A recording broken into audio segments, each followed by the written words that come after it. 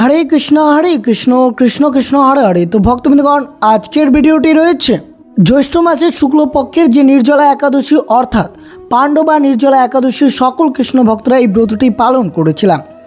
পাণ্ডবা নির্জলা একাদশীর পরবর্তী একাদশীর নাম হচ্ছে যোগিনী একাদশী।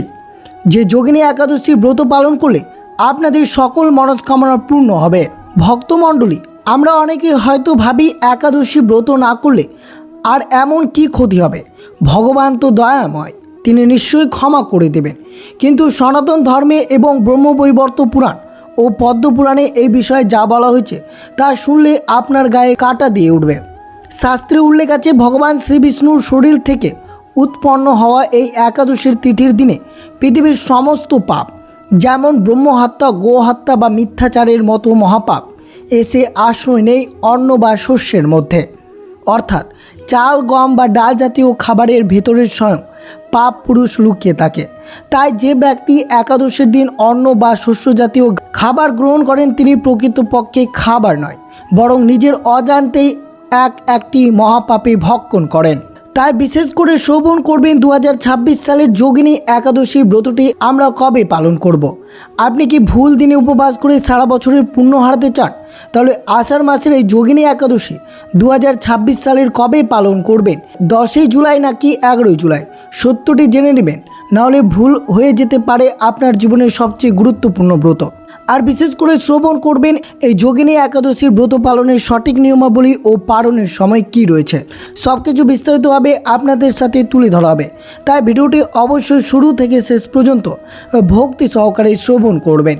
আর চ্যানেলে নতুন হয়ে থাকলে দয়া করে চ্যানেলটিকে সাবস্ক্রাইব করবেন, লাইক করবেন, কমেন্টে ভক্তি ভালোবাসার শ্রদ্ধা দিয়ে জয় শ্রীকৃষ্ণের জয় লিখে দিতে ভুলবেন না এই শুভ দিনটিতে।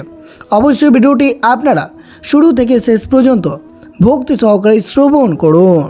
আষাঢ় মাসের কৃষ্ণপক্ষের একাদশী তিথিকে বলা হয় যোগিনী একাদশী। ভগবান বিষ্ণুর আশীর্বাদ লাভের জন্য এবং সর্বপাপ থেকে মুক্ত হওয়ার জন্য এই দিনটি অত্যন্ত পবিত্র হিসেবে মানা হয়। কেন পালন করা হয় এই ব্রত? এই ব্রত কেন এত মহিমান্বিত তার উত্তর লুকিয়ে আছে পদ্মপুরাণে একটি চমৎকার কাহিনী অনুসারে। স্বর্গের অলকাপুরীতে রাজত্ব করতেন ধন কুবের। তিনি ছিলেন ভগবান শিবের পরম ভক্ত। তার পুজোর জন্য প্রতিদিন মানস সরোবর থেকে তাজা ফুল তুলে আনার দায়িত্ব ছিল হেমামালী নামক এক যক্ষের। হেমামালীর স্ত্রীর নাম ছিল বিশালাক্ষী, যিনি ছিলেন অপরূপ সুন্দরী। একদিন হেমামালী ফুল তুলে আনার পর নিজের স্ত্রীর রূপে এতটাই মুগ্ধ হয়ে পড়েন যে তিনি কুবেরের পুজোর সময় পার হয়ে যাওয়ার কথা ভুলে যান। এইদিকে শিবের পুজোর সময় পেরিয়ে যাওয়ায় কুবের প্রচণ্ড রেগে যান। তিনি জানতে পারেন যে হেমামালী স্ত্রীর প্রেমে অন্ধ হয়ে নিজের কর্তব্য অবহেলা করেছে। ক্রোধান্বিত কুবের অভিশাপ দেন, তুই এখন স্বর্গ থেকে বিতাড়িত হয়ে মর্তে কুষ্ঠী রোগী হিসেবে জীবন যাপন করবে এবং নিজের স্ত্রীর থেকে চিরকাল আলাদা থাকবে। অভিশাপের ফলে হেমামালী মর্তে এসে এক ভয়ানক কুষ্ঠী রোগীতে পরিণত হন। রোগ যন্ত্র, স্ত্রীর বিরহ, দিনের পর দিন হিমালয়ে দুর্গম জঙ্গলে তিনি কেঁদে বেরোতে থাকেন। কিন্তু তার একটি ভালো গুণ ছিল, এই কষ্টের মাঝে তিনি শিবের আরাধনা ছাড়েননি। এরপর তিনি যোগিনী একাদশী ব্রত পালনের মাধ্যমে তার সমস্ত দুঃখ কষ্ট দূর হয়ে পুনরায় পূর্বের রূপে ফিরে আসে শ্রীহরির কৃপায়। এই একাদশী ব্রত পালন করলে 88,000 ব্রাহ্মণের পরম তৃপ্তির সাথে ভোজন করালে যে বিশাল পুণ্য লাভ হয়, শুধুমাত্র আষাঢ় মাসের এই একদিনের নিষ্ঠাপূর্ণ উপবাসে আপনি সেই একই পুণ্য অর্জন করতে পারবেন। আমাদের শাস্ত্র বলেছে, মানুষ জ্ঞাত এবং অজ্ঞাত সারে জীবনের যে পাপ করে ফেলে তার ভার বইতে বইতে জীবন হয়ে ওঠে দুর্বিষহ। যোগিনী একাদশী সেই সমস্ত পাপের পাহাড়কে তুলোর মতো পুড়িয়ে ছাই করে দেয়। শুধু কি পরকালে মুক্তি? না, হেমামালীর কাহিনী থেকে আমরা দেখেছি এই ব্রত পালন করে বড় থেকে বড় শারীরিক ব্যাধি, রোগ, যন্ত্রণা, এমনকি মানসিক অবসাদ দূর হয়ে যায়। সংসারে ফিরে আসে সুখ, শান্তি এবং হারানো সমৃদ্ধি। যারা জীবনে বারবার ব্যর্থতার সম্মুখীন হচ্ছেন, বাধা বিপত্তি কিছুতে পিছু ছাড়ছে না, তাদের জন্য এই ব্রত এক নতুন আশার আলো যোগায়। এবার শ্রবণ করুন এই যোগিনী একাদশী ব্রতটি আপনারা কবে পালন করবেন, 10ই জুলাই নাকি 11ই জুলাই? এই যোগিনী একাদশী 2026 ব্রতটি পালন করতে হবে 11ই জুলাই বাংলা 26শে আষাঢ় শনিবার এবং পালন করতে হবে ঠিক পরের দিন অর্থাৎ 12ই জুলাই রবিবার। অবশ্যই এই শুভ সময়ে আপনাদেরকে ব্রতের পালন করে তবেই আপনার ব্রতটি সুসম্পন্ন হবে। যোগিনী একাদশীর ব্রত পালনের সঠিক নিয়মাবলী কী রয়েছে? যদি আপনারা এইভাবে ব্রতটি পালন করতে না পারেন তাহলে ব্রতের কোনো পূর্ণ ফলাফল পাওয়া যায় না। তা অবশ্যই আপনারা সঠিক নিয়মে এই ব্রতটি পালন করুন। ভক্তমণ্ডলী, যে কোনো ব্রতের পূর্ণ ফল তখনই লাভ হয় যখন তার সঠিক নিয়ম এবং শুদ্ধ অন্তরে পালন করা হয়। যোগিনী একাদশীর মতো বড় একটি পুণ্যময় ব্রত পালনের ক্ষেত্রে আমাদের কিছু বিশেষ নিয়ম মেনে চলতে হবে। শ্রীহরিকে প্রসন্ন করতে এবং জীবনের সমস্ত পাপ খণ্ডন করতে কিভাবে এই ব্রত পালন করবেন, আসুন অত্যন্ত মনোযোগ সহকারে তা জেনে নিই। অনেকেই ভাবেন একাদশী ব্রত হয়তো শুধুমাত্র একাদশীর দিনেই পালন করতে হয়, কিন্তু না, এই ব্রতের শুদ্ধতা শুরু হয়ে যায় আগের দিন, অর্থাৎ দশমী তিথি থেকে। দশমীর দিন সূর্যাস্তের পর অন্ন গ্রহণ করা থেকে বিরত থাকতে হবে। ওই দিন সম্পূর্ণ নিরামিষ, পেঁয়াজ রসুন ছাড়া সাত্ত্বিক আহার গ্রহণ করবেন। রাতে এমনভাবে ঘুমোতে যাবেন যেন আপনার মন শ্রীহরির চিন্তায় মগ্ন থাকে। দ্বিতীয় পয়েন্ট, ব্রহ্মা মুহূর্তে জাগরণ এবং সংকল্প। একাদশীর পরম পবিত্র দিনটি সূর্য ওঠার আগে অর্থাৎ ব্রহ্মা মুহূর্তে শয্যা ত্যাগ করা অত্যন্ত শুভ। সকালে স্নান করে পরিষ্কার শুদ্ধ বস্ত্র, বিশেষ করে হলুদ রঙের বস্ত্র পরিধান করলে তা ভগবান বিষ্ণুর জন্য অত্যন্ত প্রিয় হয়ে ওঠে। এরপর পূর্ব দিকে মুখ করে দাঁড়িয়ে হাতে জল ও ফুল নিয়ে শ্রীহরির নাম স্মরণ করে আজকের ব্রত সংকল্প গ্রহণ করবেন। মনে মনে বলবেন, হে প্রভু, আজ আমি সারাদিন তোমাকে চরণে নিজেকে সমর্পণ করলাম। আমি এই যোগিনী একাদশীর ব্রত যেন সফল হয়। এরপর পুজোর স্থানে ভগবান বিষ্ণু শ্রীকৃষ্ণের মূর্তি বা ছবিতে চন্দনের তিলক পরাবেন। ধূপ, প্রদীপ, হলুদ ফুল এবং নৈবেদ্য অর্পণ করুন। আর একটা কথা যা কখনোই ভুলবেন না, ভগবান বিষ্ণুর পুজোয় তুলসী পাতা হলো অপরিহার্য। তুলসী ছাড়া শ্রীহরি কোনো ভোগ গ্রহণ করেন না, তাই ভক্তি ভরে পাতা অবশ্যই করবেন। এরপর অবশ্যই মনে রাখবেন, একাদশীতে অন্ন, ডাল, গম বা যে কোনো শস্য জাতীয় খাবার গ্রহণ করা সম্পূর্ণরূপে নিষিদ্ধ। আপনি আপনার শরীরের সামর্থ্য অনুযায়ী নির্জলা অথবা সজলা উপবাস করতে পারেন, তবে শুধু শরীরকে উপবাস রাখলে হবে না, মনকেও রাখতে হবে শুদ্ধ। এদিন কারোর প্রতি রাগ, হিংসা বা খারাপ চিন্তা মনে আনবেন না। দিনভর মিথ্যা কথা বলা বা পরনিন্দা থেকে সম্পূর্ণরূপে দূরে থাকবেন এই শুভ দিনটিতে। একাদশীর ব্রতের সবচেয়ে ফলদায়ক অংশ হলো এই রাত্রি জাগরণ করা। সারাদিন উপবাসের পর রাতে ঘুমিয়ে পড়লে ব্রতের ফল অসম্পূর্ণ থেকে যায়। তাই রাতে জেগে শ্রীমদ্ ভগবত গীতা পাঠ, বিষ্ণুর সহস্রনাম জপ বা কীর্তন করুন। ভক্তি ভরে প্রভুর নাম গাইলে আপনার আশেপাশের পরিবেশ এক স্বর্গীয় শান্তিতে ভরে ওঠে। ব্রতের সমাপ্তি ঘটে পরের দিন অর্থাৎ দ্বাদশী তিথিতে। সকালে পুনরায় স্নান করে ভগবানকে প্রণাম জানাবেন। এরপর কোনো দরিদ্র মানুষকে বা ব্রাহ্মণকে অন্নদান ও সামর্থ্য অনুযায়ী কিছু দক্ষিণা দিয়ে তবেই অন্ন গ্রহণ করে নিজের উপবাস ভঙ্গ বা পালন করবেন। মনে রাখবেন, পঞ্জিকা দেওয়া পালনের নির্দিষ্ট সময়ের মধ্যে উপবাস ভাঙা বাঞ্ছনীয়, নইলে আপনার ব্রতটি কিছুতেই সম্পূর্ণ হবে না। ভক্তগণ, যিনি ভক্তি ও প্রেমের সাথে এই নিয়মগুলো মেনে যোগিনী একাদশী পালন করেন, শ্রীহরি তার জীবনের সমস্ত কাঁটা ফুল বানিয়ে দেয়। তার সংসারে কখনোই অভাব থাকে না এবং অন্তিমে তিনি বৈকুণ্ঠ লাভ করেন। অনেক ভক্ত প্রশ্ন করেছেন, প্রভু, যদি যোগিনী একাদশীর ব্রত পালন না করতে পারি তাহলে কি হবে? যারা এই পবিত্র ব্রতকে অবহেলা করেন তাদের কি গতি হয় জানেন?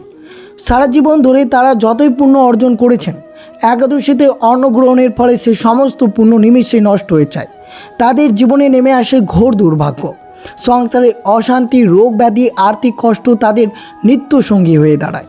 তাদের আত্মাকে ভয়ানক যম যন্ত্রণা ভোগ করতে হয় এবং বারবার এই দুঃখময় সংসারে জন্মগ্রহণ করে নরক যন্ত্রণা ভোগ করতে হয়।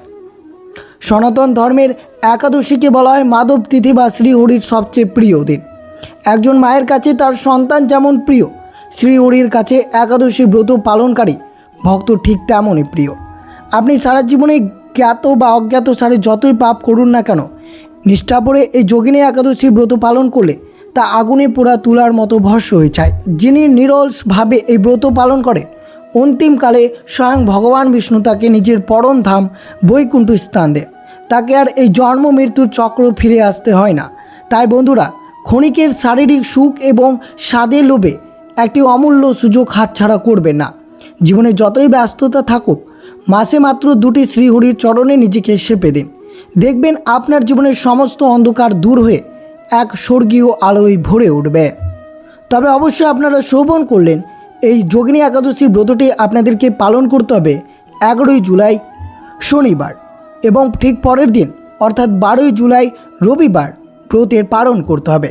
পালনের সময় রয়েছে বাংলাদেশ এবং ঢাকা পালনের সময় সকাল 5টা 19 থেকে 9টা 48 মিনিটের মধ্যে এবং ভারত কলকাতার পালনের সময় রয়েছে সকাল 5টা থেকে 9টা 28 মিনিটের মধ্যে। এই যোগিনী একাদশীর ব্রতের পালন করতে হবে 12ই জুলাই রবিবার।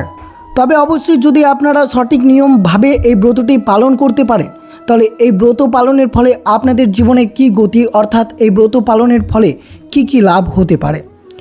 প্রিয় দর্শক, আপনারা কি জানেন বছরের সমস্ত একাদশীর মধ্যে আষাঢ় মাসের কৃষ্ণপক্ষের যোগিনী একাদশী কেন এত বিশেষ? যদি আপনাকে বলা হয় শুধুমাত্র এই একটি দিনের নিষ্ঠাপূর্ণ উপবাস আপনার জীবনে পাহাড় প্রমাণ পাপকে নিমেষে ছায়া করে দিতে পারে। হ্যাঁ, ঠিকই শুনেছেন। ভগবান শ্রীকৃষ্ণ স্বয়ং ধর্মরাজ যুধিষ্ঠিরকে এই ব্রতের যে অদ্ভুত লাভের কথা শুনিয়েছিলেন তা জানলে আপনি অবাক হবেন। চলুন জেনে নেওয়া যাক এই ব্রত পালনের সেই 5টি অবিশ্বাস্য লাভ যা আপনার জীবনকে চিরতরে বদলে দিতে পারে। শাস্ত্রে বলা হয়েছে, একজন মানুষ যদি 88,000 পবিত্র ব্রাহ্মণ পরম তৃপ্তির সাথে ভোজন করান, তবে তিনি যে বিশাল পুণ্য অর্জন করেন শুধুমাত্র এই একটি দিন যোগিনী একাদশীর ব্রত পালন করলে ঠিক সেই একই পুণ্য লাভ হয়। ভেবে দেখুন, এর চেয়ে বড় সৌভাগ্য আর কি হতে পারে। আপনার শরীরে কি দীর্ঘদিন ধরে কোনো কঠিন রোগে বাসা বেঁধে আসে, ওষুধে কি কাজ হচ্ছে না? তাহলে পদ্মপুরাণ বর্ণিত হেমামালী যক্ষের কথা স্মরণ করুন। কুবেরের অভিশাপে তিনি ভয়ানক কুষ্ঠ রোগে আক্রান্ত হয়েছিলেন, কিন্তু মহর্ষি মার্কেন্ডীয়ের উপদেশে এই যোগিনী একাদশী পালন করার পরে তার সেই ভয়ঙ্কর ব্যাধি জাদুর মতো সেরে যায়। অর্থাৎ এই ব্রত পালন করলে সমস্ত প্রকার শারীরিক ও মানসিক ব্যাধি থেকে চিরতরে মুক্ত পাওয়া যায়।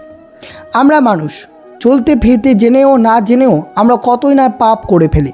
শ্রীকৃষ্ণ বলেছেন, এই একাদশী হলো সেই সমস্ত পাপের বিনাশকারী প্রজ্বলিত অগ্নির মতো। নিষ্ঠা করে এই ব্রত পালন করলে পূর্ব জন্মের এবং এই জন্মের সমস্ত সঞ্চিত পাপ আগুনে পোড়া তুলার মতো ভস্ম হয়ে যায়। যে বাড়িতে ভক্তি ভরে একাদশী ব্রত পালন করা হয়, সে বাড়িতে স্বয়ং মা লক্ষ্মীর অবস্থান করে। এই ব্রতের প্রভাবে পরিবারের সকল অশান্তি দূর হয়, আর্থিক বাধা কেটে যায় এবং সংসারে এক স্বর্গীয় সুখ সমৃদ্ধি নেমে আসে। মনে রাখবেন, জীবনের সবচেয়ে বড় লক্ষ্য কী? জন্ম মৃত্যুর এই কষ্টকর চক্র থেকে মুক্ত। যিনি ভক্তি সহকারে যোগিনী একাদশী পালন করেন তাকে মৃত্যুর পর আর যমরাজের কঠোর বিচার বা নরক যন্ত্রণা ভোগ করতে হয় না। অন্তিমকালে শ্রীহরির দূতেরা এসে তাকে পরম সম্মান দিয়ে সোজা বৈকুণ্ঠ ধামে নিয়ে যায়।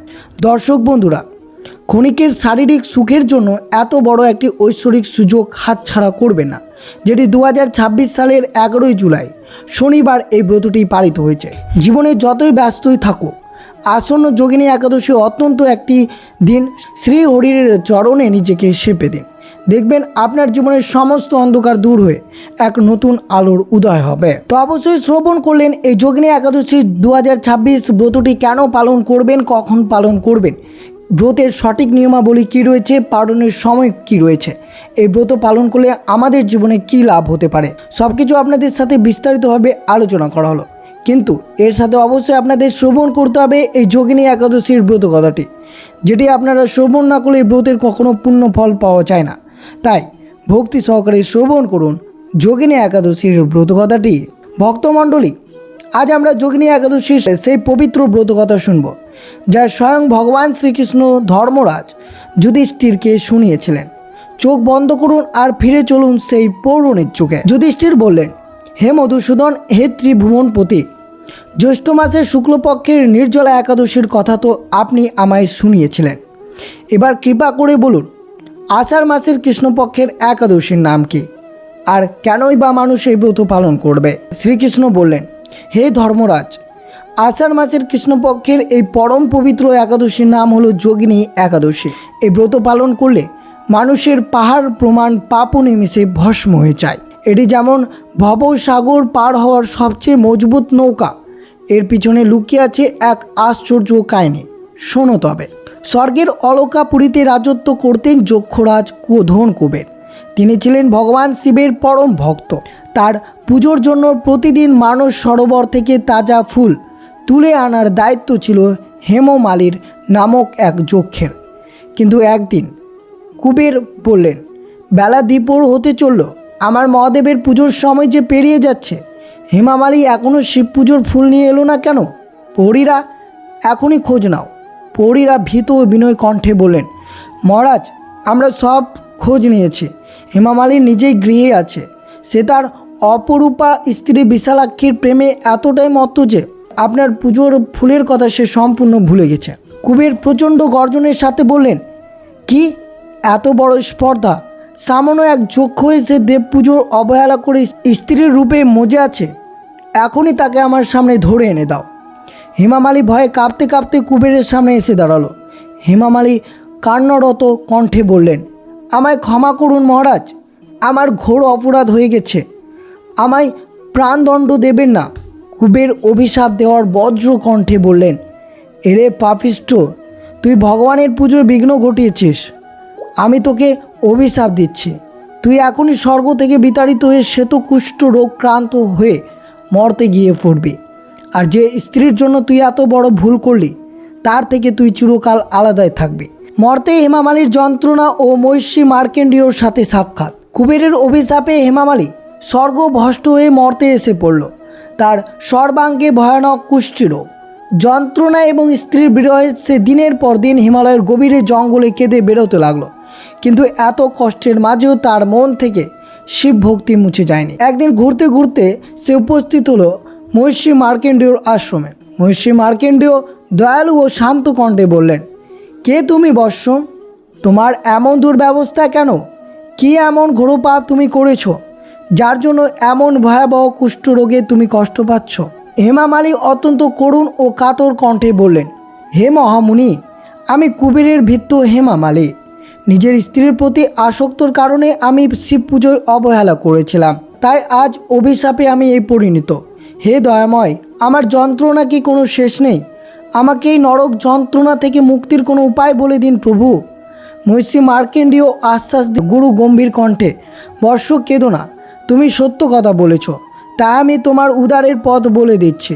সামনে আষাঢ় মাসের কৃষ্ণপক্ষে তুমি সম্পূর্ণ ভক্তি ও নিষ্ঠার সাথে সেই যোগিনী একাদশী ব্রত পালন করো। শ্রীহরির কৃপায় তোমার সমস্ত পাপ ধুয়ে যাবে এবং তুমি তোমার পূর্বে রূপে ফিরে পাবে। মহিষীর কথা মতো হেমামালি আষাঢ় মাসে যোগিনী একাদশী উপবাস করলো। আর আশ্চর্য, ব্রতের প্রভাবে রাতারাতি তার শরীরের সমস্ত রোগ দূর হয়ে গেল। সে ফিরে গেল তার আগের রূপ। এরপর সে সোজা স্বর্গে ফিরে গেল এবং নিজের স্ত্রীর সাথে পুনরায় সুখে জীবন কাটাতে লাগলো। দর্শক বন্ধুরা, শুনলেন তো স্বয়ং ভগবান শ্রীকৃষ্ণের মুখে বলা এই ব্রতের মহিমা। হেমামালির মতো একজন অভিশপ্ত ব্যক্তি যদি এই ব্রতের প্রভাবে পাপ মুক্ত হতে পারে, তবে আমরা কেন পারবো না? তাই 11 জুলাই শনিবার সম্পূর্ণ ভক্তি ভরে এই ব্রত পালন করুন। আজকের এই কথামৃত আপনাদের কেমন লাগলো তা অবশ্যই কমেন্ট করে জানাবেন এবং কমেন্টে জয় শ্রীকৃষ্ণের জয় লিখে দিতে ভুলবেন না। তো এই ছিল ভিডিওটি ভালো লাগলো অবশ্যই চ্যানেলটিকে সাবস্ক্রাইব করবেন, লাইক করবেন, কমেন্টে জয় শ্রীকৃষ্ণের জয় বা জয় শ্রী হরির জয় লিখে দিতে ভুলবেন না এবং ভিডিওটি আপনার আত্মীয় ভক্ত বা বন্ধুদের সাথে অবশ্যই শেয়ার করবেন। সুস্থ থাকবেন, সতর্ক থাকবেন আর জয় শ্রীকৃষ্ণ। রাধে রাধে।